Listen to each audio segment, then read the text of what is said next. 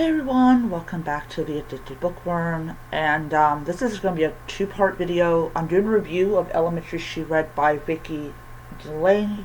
That is an ebook that I spent money on, and then I'm going to talk to you guys about something that's going to happen, that might happen in 2 days' time, that I'm pretty sure that a lot of people are aware of, but until I mention it, you guys are not going to know what I'm talking about, though, take that back. Some people may know what I'm talking about. Alright, so here we go. Elementary She Read by Vicki Delany. This is the first book in the Sherlock Holmes bookstore mystery. At least that's what I think I'm reading, because I'm not wearing my glasses. I do, of course, read my glasses when I'm reading. I actually had to increase the font of this book because of my eyesight. So this is, I will say, this is the great thing about e-readers. I don't care what e-reader it is. You can always get the font exactly to what you need. So this is the first book in the series, and we're introduced to Gimme, I believe that's how you pronounce her name. She is the niece of the actual owner of the bookshop, which seems like this one character, can't remember his name, seems to forget that it is her uncle that calls the shots and not him, which is he's like one of those pompous people that you just want to kill. You just want to make a dead body so badly. Anyways, what happens basically is that there is this whole thing with this magazine called The Shroud. I believe that's what it's called. It's a very old newspaper. I don't even know if the newspaper is even made anymore. In the book it is, but I don't really know if it is. In all honesty, I had never heard of The Shroud in my entire life. And then I find out that this is where some of Sir Arthur Conan Doyle's books, or like stories with Sherlock Holmes, was printed. At least I hope I'm right about that. Anyways, so people come to the bookshop to get Holmes-related items because Sherlock Holmes is insanely popular. I mean, heck, I even wrote about the descendants of Sherlock Holmes, and I made like close to $26 in royalties. So obviously Holmes is very popular, and that is why you will get another one. You guys will get another one. If you guys have read my first book, you will get another one. That one is called Murder in the Baskerville Library. It takes place in Baskerville Manor in England. And it includes most of the motley crew, minus some of the, like, American detectives and all that.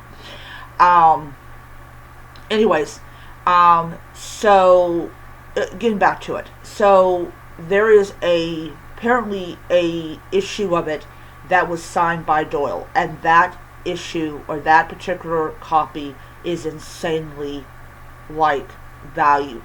I mean, people that want anything with Sir Arthur Conan Doyle's actual handwriting or like autograph, they want. So what ends up happening is apparently this woman is interested in it, and when they go to show it to her, they find her dead.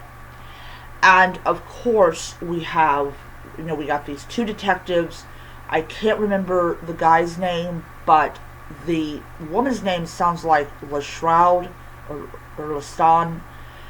Anyways, she's the one that cannot stand Gimme. Just don't know why, because Gimmy's a really nice person. And what happens is she decides that she is going to make Gimmy's life a living hell. She goes even as far as having this detective taken off the case because he has a kind of a friendship with Gimme. Uncle's not happy about that. The uncle does way too much traveling in this book. Way too much traveling. He goes to places I wish I could go, and places I'm glad I can't go. He was in the Navy. I don't know if it was I don't remember if it was Royal Navy or American Navy. I don't know, but he travels a lot, and he owns this bookshop. He is very, very proud of it. His store almost went under, and then Gimme came around and helped him out. Well, actually, he invited her to come and help him out because he was desperate. He wanted his Gimme around. He loves his niece in this book. He loves his niece. Then you got a cat named Mortari, which is the cat in the photo, in the cover. He hates her. He literally hates her. She cannot pet him, and he just goes. So he hates her. Mortari hates her. He loves all the other women, but he does not love her. So of course, someone else dies. You just got to add another dead body to the pack. And once again, Gimme and her baker friend find the body. But she's the one who basically pulls her friend away and says, for whatever you do not touch that knife. Do not touch that knife.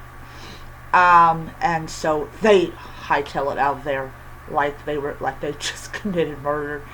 And we find out it's the son. The son is the one that killed his mommy, because he thought he was going to get a giant inheritance, and unfortunately his inheritance isn't enough to buy a cup of coffee at Starbucks, according to Gimme. Anyways, I gave this book 5 stars on Goodreads. I absolutely enjoyed it. I do actually have the second and third book from the library. Yes, I do promote library reading on this channel. The second book is due in 10 days, so I had to, not that I was too far away from the end of the book, but I did have to hurry up and finish this book. After I pay my thing, I am going to go ahead and get from Amazon book 2. Even though I have it from the library, I would like to at some point in the future reread it. So there's a total of 11 books in this series, and I definitely want to get all 11 books on Kindle. But yeah. Okay, so with that review out of the way, in 2 days is going to be when TikTok is going to go away. So this is a moment that TikTok content creators have been dreading for, I think, 3 months now, or 2 months now, or something like that. So supposedly they're supposed to meet in some country and work out on how to keep TikTok alive. I personally am not going to be upset if TikTok goes away. TikTok has caused so much damage. There's a kid that actually was killed doing Ding Dong Dash, because people know that this is not Ding Dong Dash. This is attempted breaking and entering. Even though the kid most likely, even though the kid probably was not doing that because he was little, it's the byproduct of all this stuff, like with TikTok and all that. So in 2 days, TikTok may be going away. I personally, as a book content creator, is not going to be sorry to see TikTok go. As I said before, I have never been a fan of TikTok. You go there and they give you book recommendations of books that you most likely will not like, but they coerce you through you seeing all these people enjoying the book to actually get the book. So it would be nice to just have like BookTube and Bookstagram and things like that, because at least you're still getting your addiction fixed. But I think a lot of people are going to be sorry to see it go. as I said before, I will not be sorry. I think that as we get closer to like the time that that it starts getting closer, going dark, and we don't hear anything like, oh yeah, the president has extended it or stuff like that. I think that people are going to really start, like, I know people most likely are getting kind of like upset right now. They were upset about it, and here's the thing: is now that it might happen, it's because Trump has continuously given it more life, and so people have kind of gotten complacent, and they've kind of like, oh no, no, no, the app will never be banned. You know, look at what the president's doing. The president is extending it and everything. And then of course now people are saying, especially people that have been waiting for a long time for TikTok to go away, they're kind of, oh, this is presidential abuse of power. And I'm thinking, okay, all right, you know. I have this kind of addictive, like, it's kind of like this attitude of when people use that word, like, okay, all right, you know. That's at least how I feel. That's how I feel. So yeah, I mean, in 2 days, TikTok may go away. It'll probably go away. What will probably happen, this is probably what's going to happen, like they did before. Google and Apple are probably like tomorrow, if there's no word that it has been done, like, you know, there's been some kind of agreement on some kind of framework or whatever, they're going to be setting up the program that deletes it from U.S. stores and all that, and they're just going to wait, and they may end up like they did before.